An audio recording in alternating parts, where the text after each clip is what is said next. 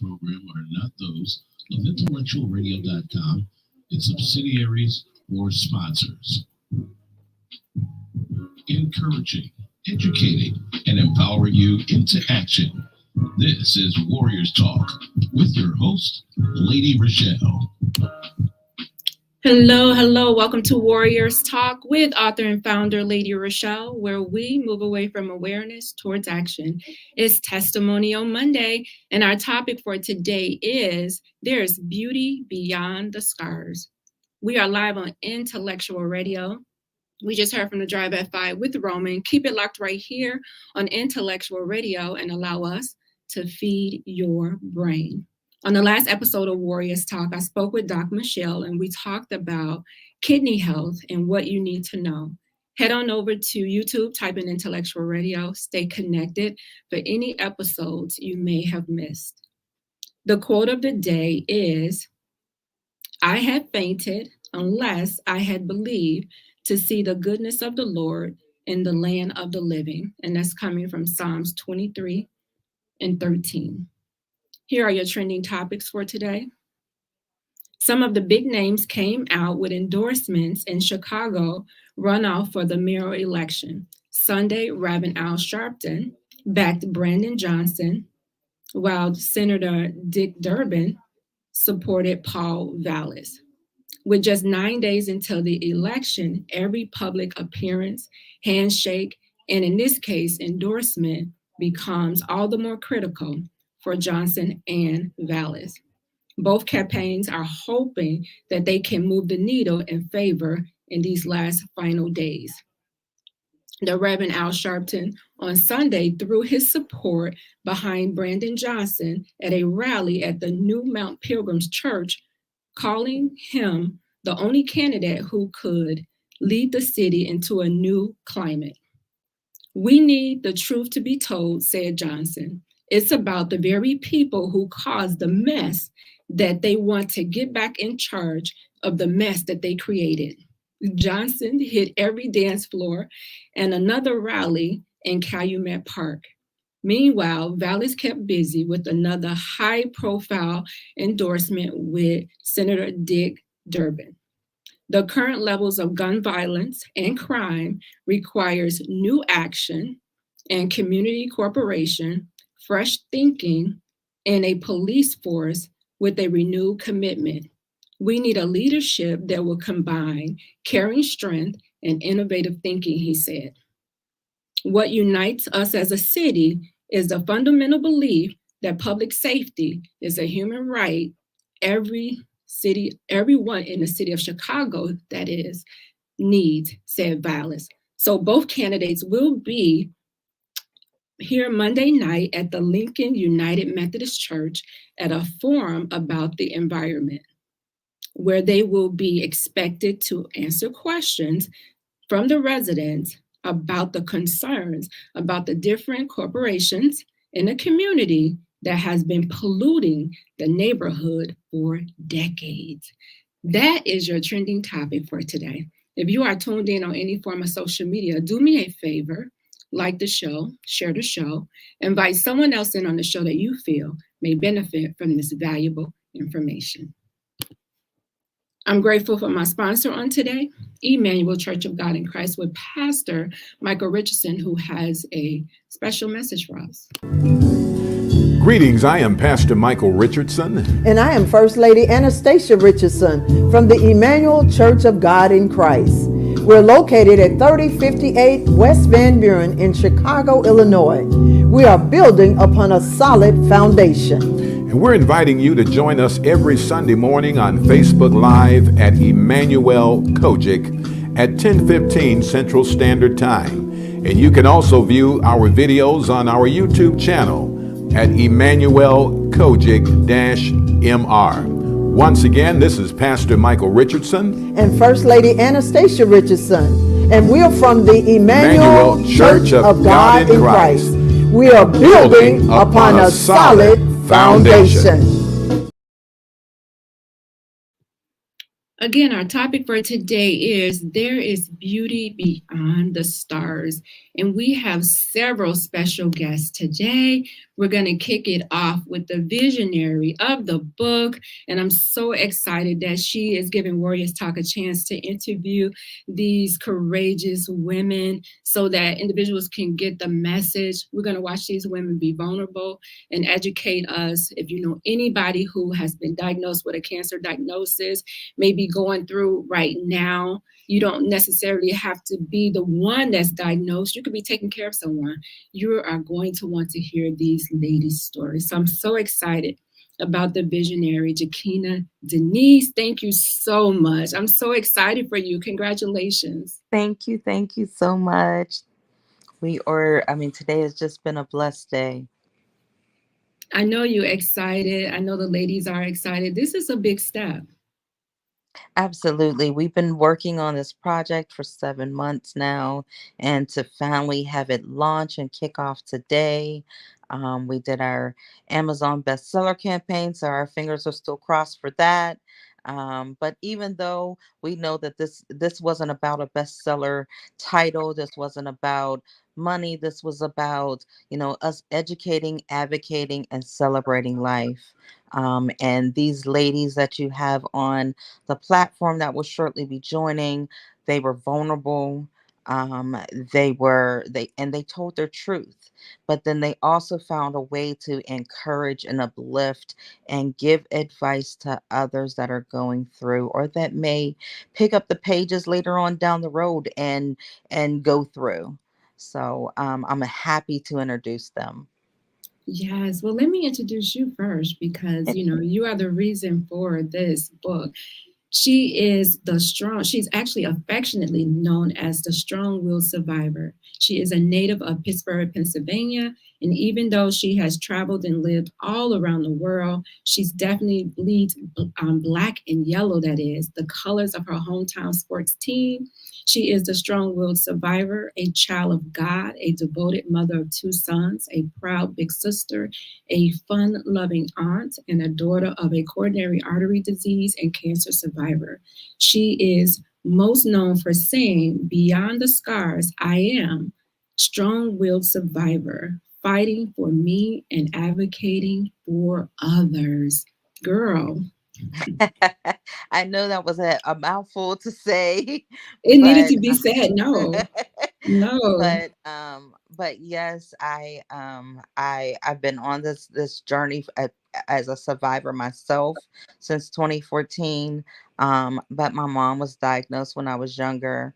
My biological father is a lung cancer survivor as well, and the father. I was blessed to have so many different male role models in my life, but my other father, I don't call him step. Um, just the fathers that stepped in to help guide me. But one of them actually passed of lung cancer as well. So, I mean, cancer has been around all around my family for so long. And, so many times throughout my life, I did say, God, I'm not understanding this. Why do you keep sparing my life to allow me to experience so much hardship? But I'm finally able to see that there is beauty beyond the scars that all of the scars that I've been through. He has orchestrated every single step on my life. He has kept me and he has prepared me for this very moment. People always say what we go through is not for us, it's for the people that are connected to us or attached to, their blessing is attached to our healing. And I never wanted to be that one in the forefront. I wanted to, sometimes I even said like, well, you know what? I don't want this scar. I don't want this. But on the other side, I have seen so many people um, that have just blossomed and flourished. I've seen just so much greatness within so many other people. From me sharing my story, they were able to go get checked. From me sharing my story, they were able to push a loved one to go get checked. You know, um, Oftentimes we forget about ourselves, and if we're caring for others, that that have this or have been diagnosed with a chronic illness. So those caregivers sometimes forget about themselves to go get checked.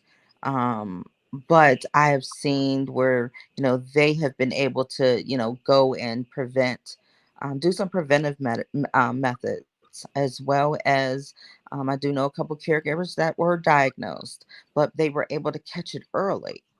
Again, this isn't a disease that we are fighting to break in, break down walls to get into. This is a club that we're fighting, one step at a time to get out of.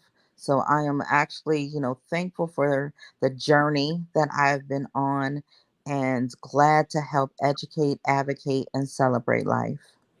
Yes, I just want to show everybody this beautiful book cover. I love the colors. It's just very vibrant. It just capture, everything, and you forget about any type of scars. If you have any, you don't see them in this beautiful picture. So So if I I love can the actually cover. just describe the book cover. So if you see the woman's face, one, I didn't want it to be represent one ethnic group or the other ethnic group because it's inclusive to all. We all can be diagnosed. We all share, this horrible disease. So if you see the blue shadowing on her left side of the face, that resembles the scars side of Sochet, and you see the light shining through on the other side. Then, if you look at the top of the book, there are actually little pebbles coming down as dropping off of you. The blemishes dropping off. And then you see one eye instead of two because you're starting to see that beauty opening up beyond all of those scars. And I also wanted to make sure that we represent all cancers and not just one because none is over or above the other.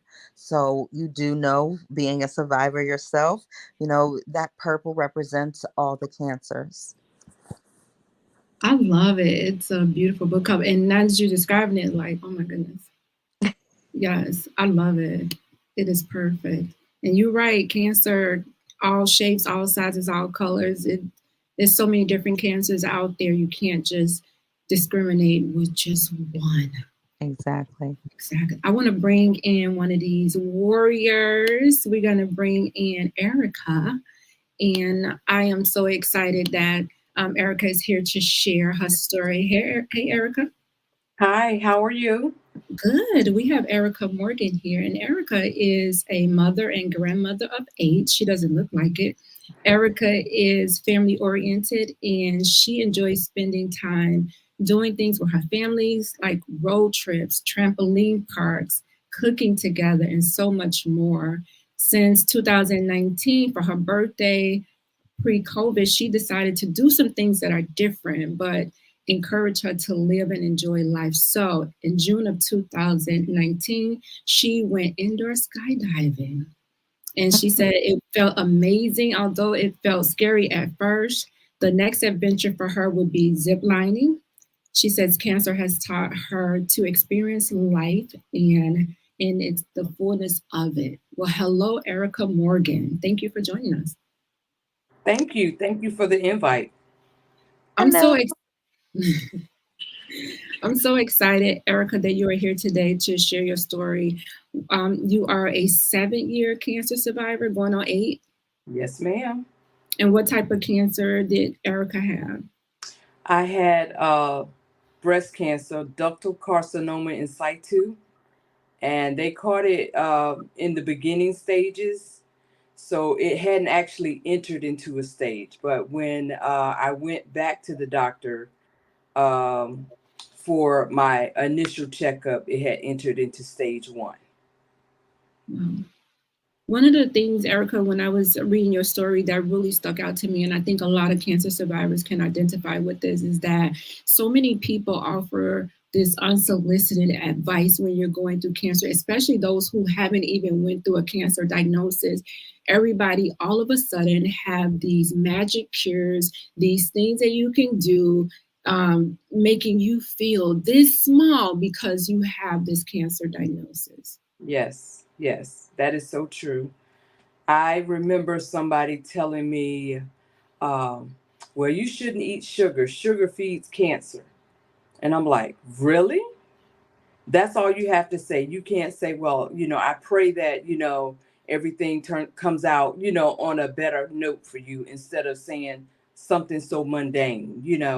And, that kind of put a bad taste in my mouth, but, I just ignored it and just went on.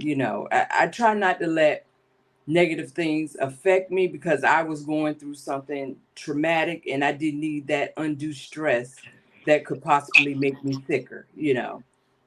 Yeah, there's a saying, if you don't have nothing good to say, don't say nothing at all. That's right. Sometimes people think they're being helpful and they're not. Right.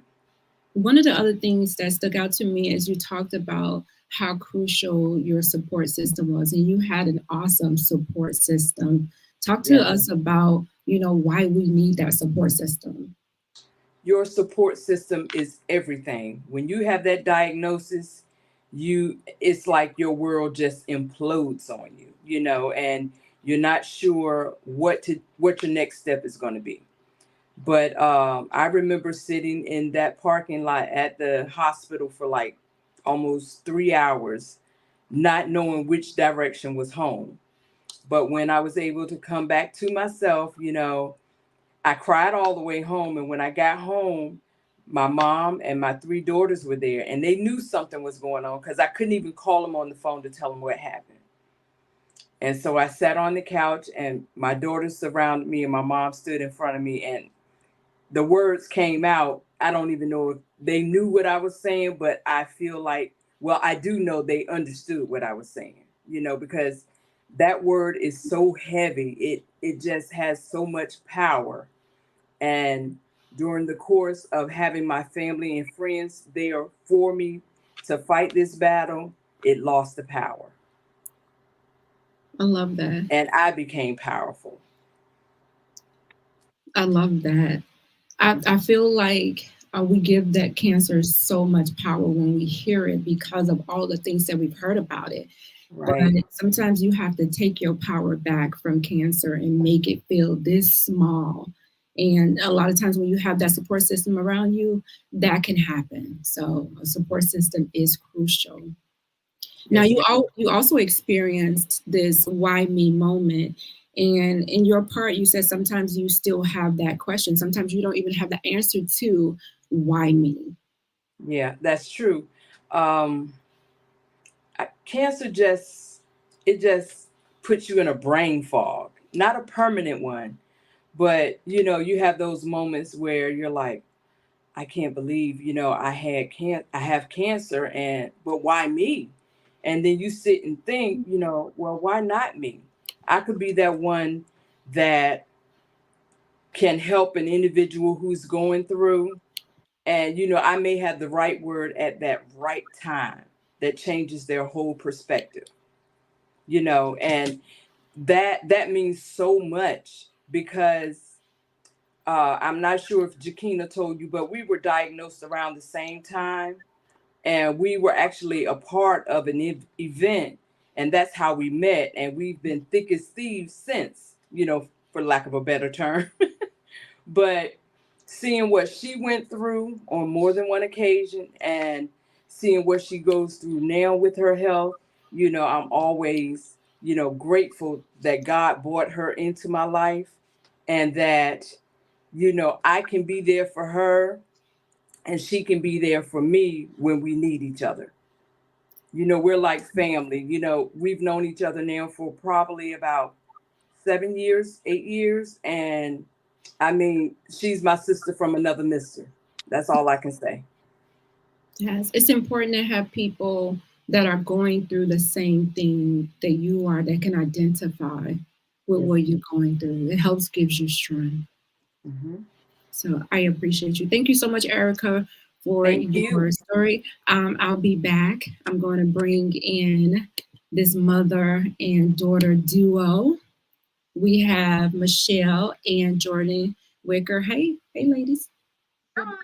How are you? Good. How are you? Good. So we have a caregiver and a granddaughter of a butterfly coming in. And I looked at the title of the chapter in the book, The Sunday Before, and then it has 11, 24, 19, 21, 36. And when you look at that, you're like, well, what does that mean? Well, I'm going to let Jordan explain that in a minute. So we have Michelle, who is a mom. She was born and raised in Norfolk, Virginia. She graduated from Lake Taylor High School in 1996. And she went on to graduate from Virginia Tech with a bachelor's degree in science of hospitality and tourism management. Michelle has made a career out of managing hotels for the U.S. Navy.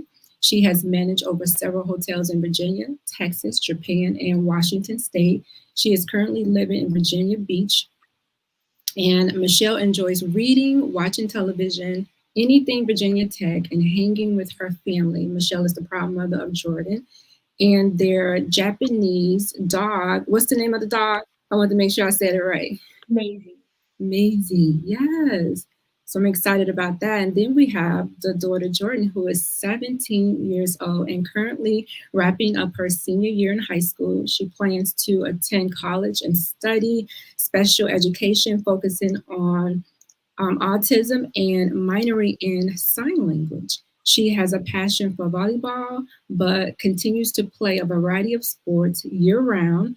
And she lived in a variety of places, including Japan, Texas, Washington State, and Virginia, where she was currently born and is currently residing. So ladies, this mother and duo team, I enjoyed reading your story as the mother, Michelle, going through and having your parents who was diagnosed with cancer can be devastating as a caregiver. And sometimes as caregivers, we tend to forget about ourselves because we're so worried about our loved ones that are going through.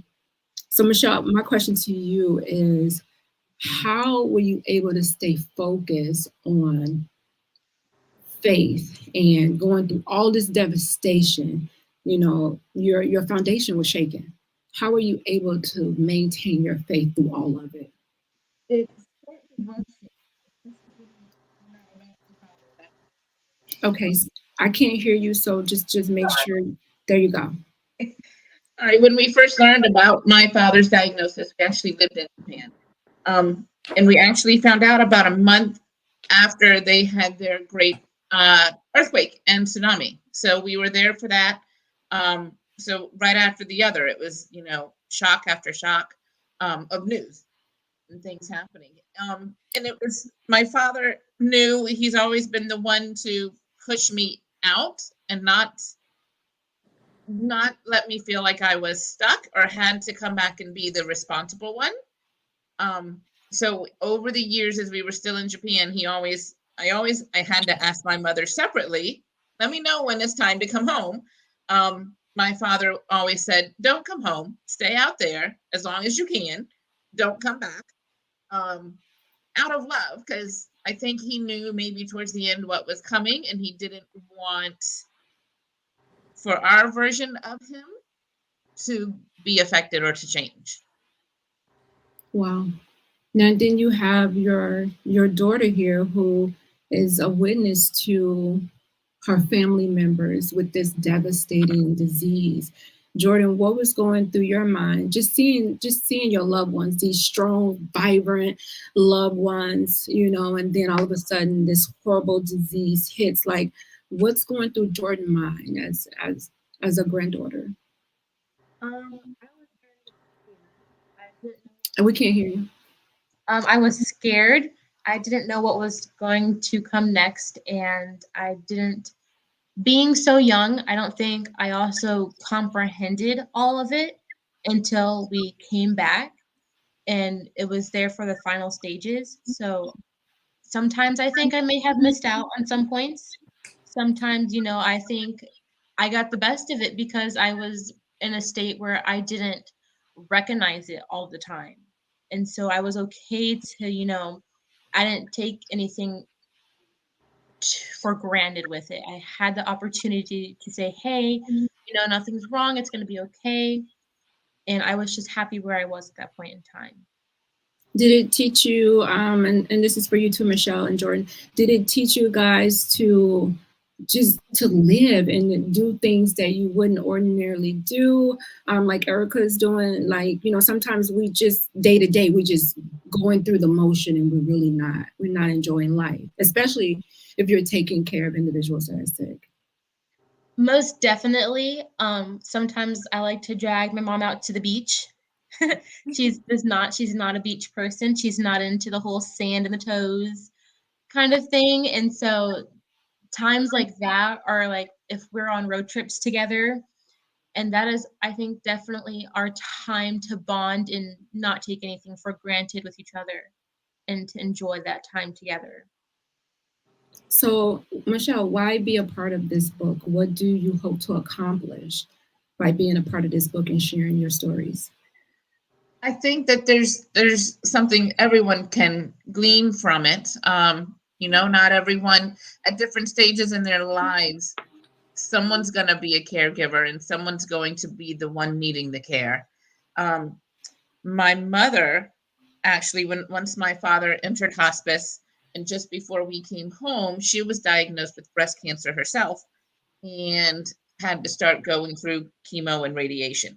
And she really thought she was going to do that and take care of my father at the same time.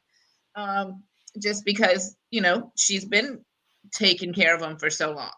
And I think that just knowing when to come home and then when to help one another, and knowing that even as a caregiver, at the same time, you do need care yourself. And I hope that people will recognize that in themselves and even recognize it in others. We don't always see that in ourselves. And just the fact that we need to see that in one another as well and to help one another. So I'm hoping that's what folks will get, especially from our portion, and to realize that caregivers can be someone of any age. They don't have to be the adult child. That cancer has no age limit. So, Jordan has been the caregiver. She may be very well the caregiver again.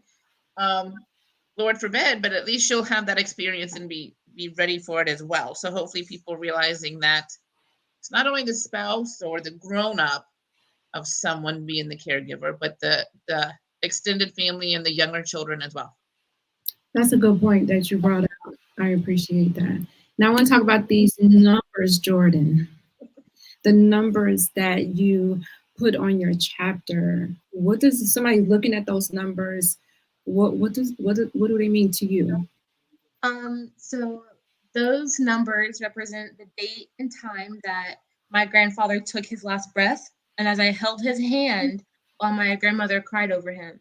And the only thing at the time that was kind of going through my mind was, what time was it? Because not only was I giving my grandmother the time and the moment she needed with him when it happened, but I was holding his hand and I just didn't want to let go. So I had looked up and the first thing I saw was the stove and that had the time on it. And those numbers they never left. They never left my heart. They never left my mind. And so I've always had a passion or not so much a passion, but an interest in tattoos. And so I had those numbers tattooed on my back as a reminder and for me to know, like, he's always with me no matter where I go, what I'm doing. It's very easy for me to get anxious and nervous sometimes.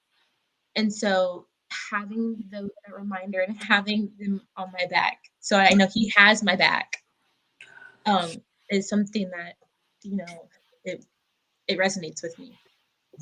Wow. I mean, that's something traumatic to go through as a young person, but I think that's an awesome tribute that you did. Something that, his legacy can go on through you and your children. So thank you, Mom and daughter duo, Michelle and Jordan. Thank you. I'm bringing, the ladies are getting emotional. Yeah. It is. I'm telling you, when I was reading the book, I had to step away and put the book down a couple of times because I'm just like, oh, this is a lot. Like, the stories were just so amazing. No two stories are alike. Like, you're not going to want to put this book down. You want to sit and read it, share it. If you get the book, share it with somebody else. There's some amazing stories. So we have joining us Mary. Hey, Mary. Hi, good evening. How are you? I'm good. I'm good. I'm excited that you are joining us today. Mary is from Greenwood, South Carolina, currently residing in Washington, D.C. Mary graduated from North Carolina Agricultural and Technical State University. She is a member of Delta Sigma Theta Sorority Incorporated, and she is on executive boards of two nonprofit organizations focusing on assisting children with their educational pursuits. Mary is a proud daughter to Mary and proud mother of the two daughters of Mary. I hope I said that right. A fifth generation name that started with her great grandmother. Wow, what a legacy right there with Mary's. We know Mary is a significant name. Yeah. Welcome to the show, Mary. Thank you so much for having me. I'm excited about your story. Being 35 years old, you mentioned that 35 for you was that magical age that you knew that you had to start doing something at that age. And what made you think that at 35 that you should be doing something such as a mammogram? My mother, Senior Mary, is also a breast cancer survivor, stage 2. And back then they said 40 was the magic number, and you subtract 5 years if you have family history. So I knew 35 was going to be the age when I started my mammograms. I didn't know my first mammogram would be my last, though. So you were waiting, you were anticipating, then here we go. You're being proactive about your health and going in and getting it done because you know you had a family history. Yes. And lo and behold, they found cancer.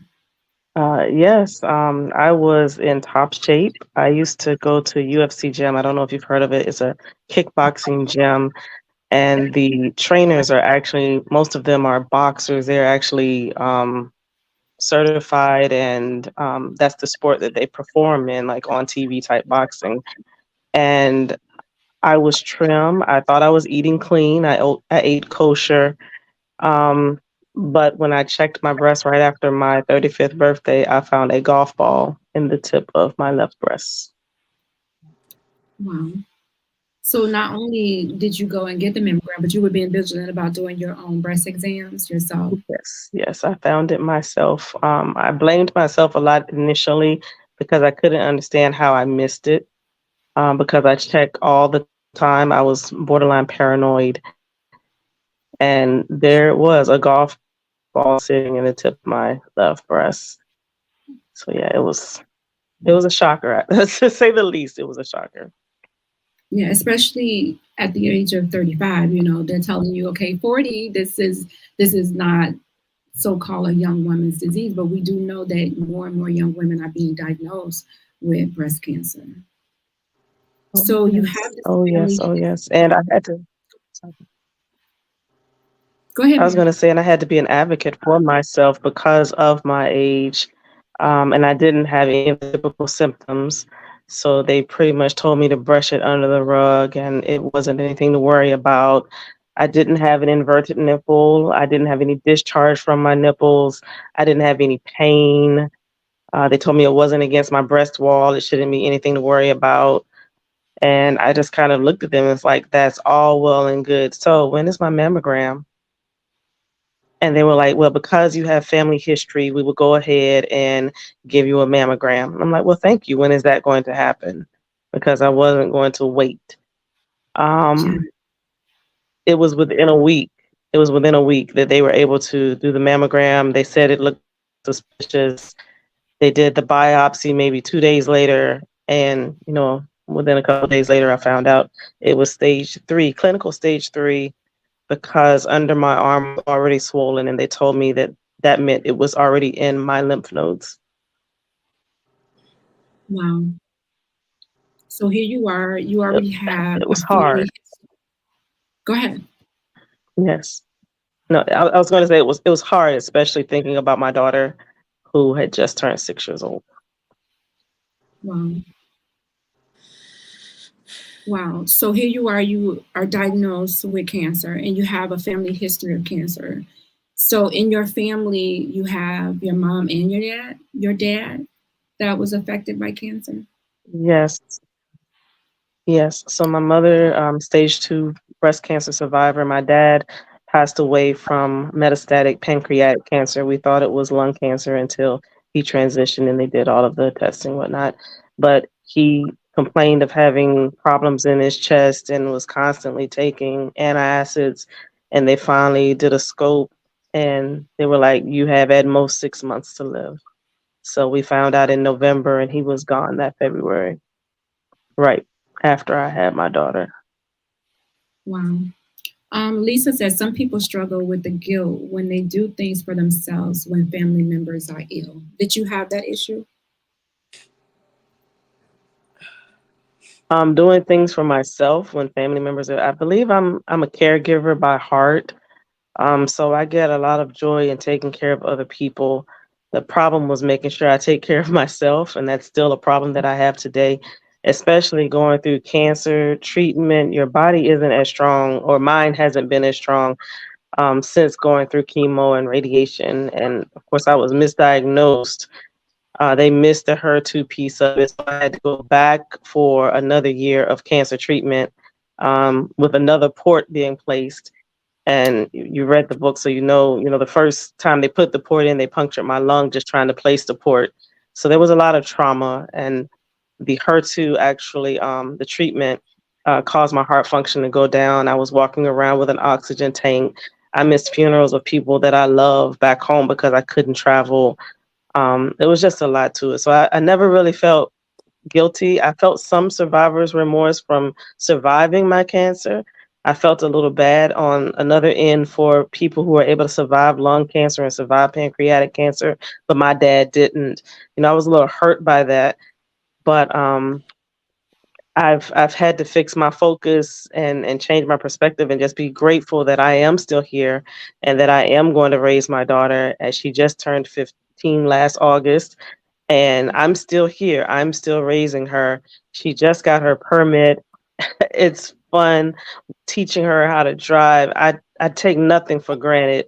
I Every little thing that comes in my life is just a blessing. And my mother is now 79, and I'm now a caregiver to her in other ways. And every little thing that happens with my mom, I just say, well, thank you, Lord, she's still here. I'd rather be taking care of her in this manner than visiting her like I have to visit my dad. So it's tough, but I do the best I can. Yes, I and mean, that's all you can do. that's all you can do. All you can do is to be there for them and do the best that you can. You mentioned the residue that comes with cancer. Like sometimes we don't really highlight the financial residue that comes with cancer. Sometimes you have to stop working because you're not able to because of the treatment. And then sometimes you also mentioned that they have organizations out here that will help you, but it's not like they're giving away a lot of money. So you still end up struggling with the residue of cancer. That's right. Yes. I was fortunate to have a job that was understanding and a supervisor, interestingly enough, whose mother was a breast cancer survivor, so he got it. Not all supervisors get it. HR didn't get it. And they made some statements that I could have taken to other places like EEO. But my supervisor understood. And I worked part-time while I was going through chemo because I just couldn't go to work. I couldn't get up some days. When they say that low hits you, it really does hit you. And I suffered every side effect that you could possibly suffer while going through chemo. It was like I was the poster child for side effects. When I got leopard tongue, the nurses actually came and looked at my tongue so they could do a case study because so many of them had never seen it before. So yes, the financial burden is, I'm grateful for good insurance. There were times I'd look at the statement and it would say, your treatment was $13,000, your portion was zero, because I hit catastrophic very early. With all of the trauma of going to treatment, you max out your insurance very quickly. And That was actually how I got my port removed for free, because I'm like, well, I've already hit catastrophic. Let me do this before January 1st. So but yes. The other residuals are the changes of your body that they don't tell you about. I've been diagnosed with rheumatoid arthritis since. I'm pre-diabetic since, and I've tried my hardest to lose the weight. Going from being top shape to struggling to lose weight is very hard, and I'm not going to stop eating just to try to lose weight, but that's what it feels like I have to do in order to lose the weight. I'm the heaviest I've ever been. People say I wear it well, but it doesn't feel good. Struggle to sleep. I'm on a sleep apnea machine, a CPAP now. I never had problems with snoring before. My numbers are off in so many categories. And for a while, every little pain you think is cancer trying to return in your body. And it's hard to get past that sometimes when you can't pinpoint or put a name to why this pain is happening in your body. And you go to the doctor and they say, oh, that's just a chemo side effect. Well, thanks. It's the gift that keeps on giving. Exactly.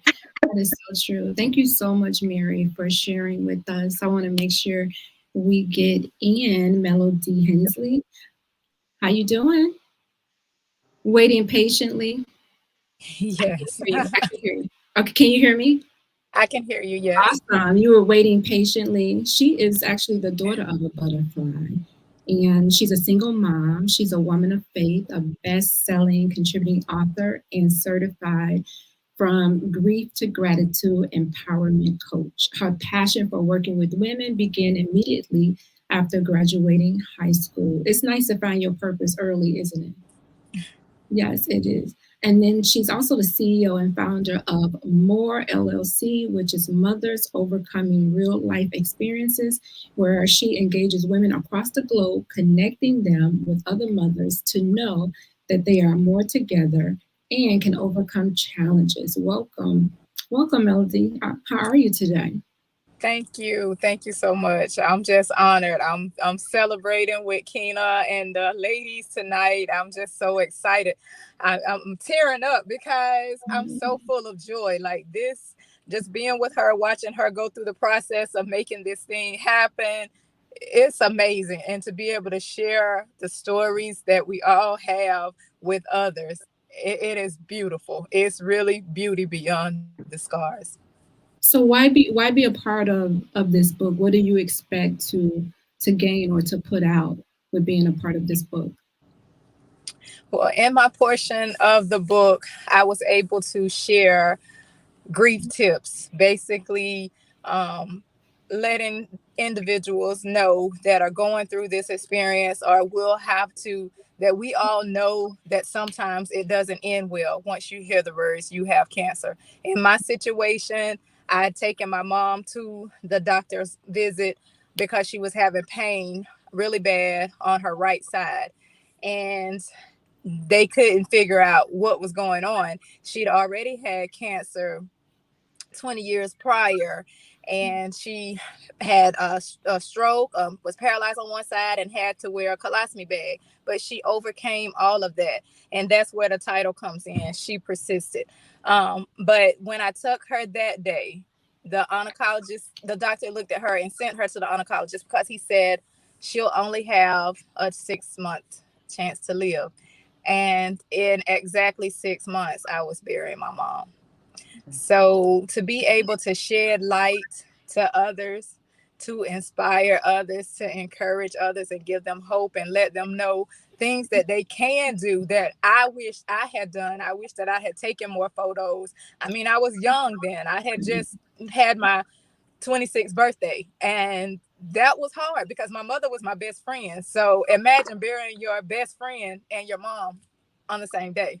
That's basically what I went through.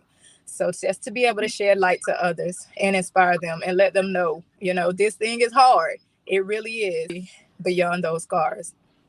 So at the age of 6, and then you see your mom persisting all of these years, with that will to live, praying for other people, encouraging other people while she's going through her own battle, to see that. you had to have gained some type of strength, just knowing that, you are right alongside of this person, who is, in spite of what she's going through, is praying for other people. Like, how amazing is that to witness that in a person?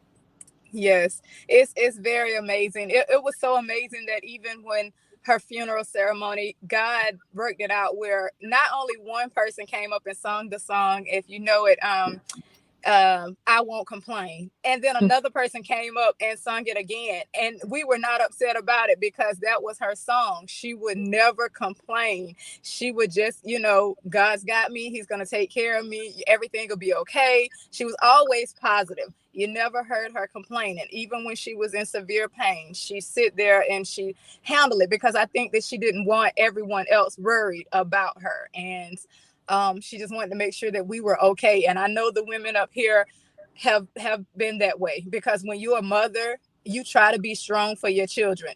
And that's what I believe she did until the end. So you learned the ability to transform from grief to gratitude. And I know it wasn't an overnight process for you.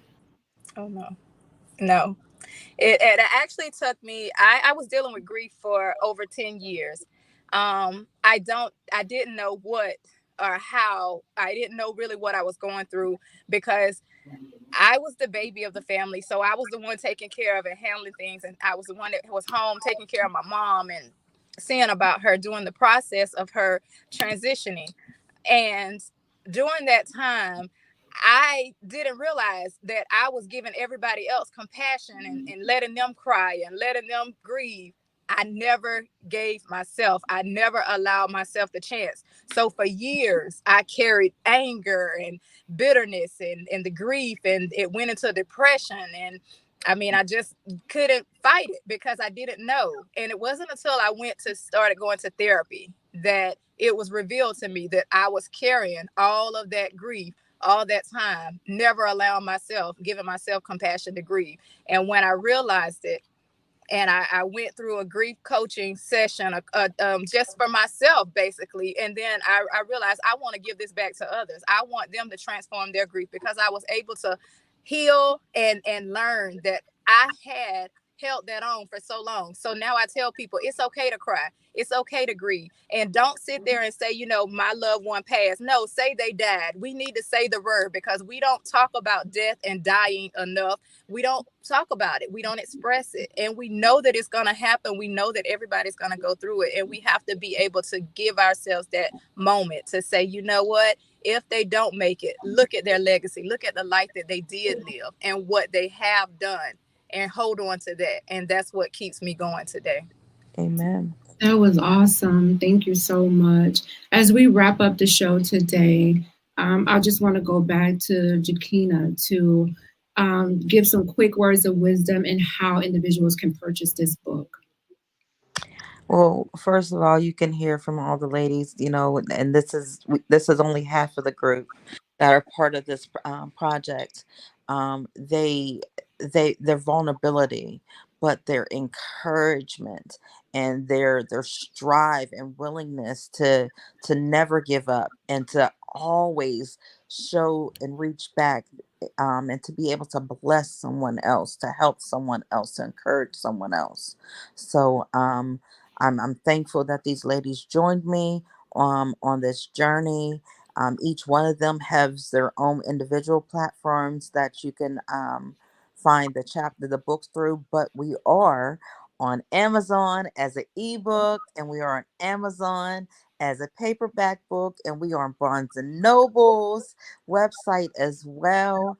You can always find us at Strong Willed Survivor on all the social media platforms, as well as like I said, we are absolutely out there on Amazon.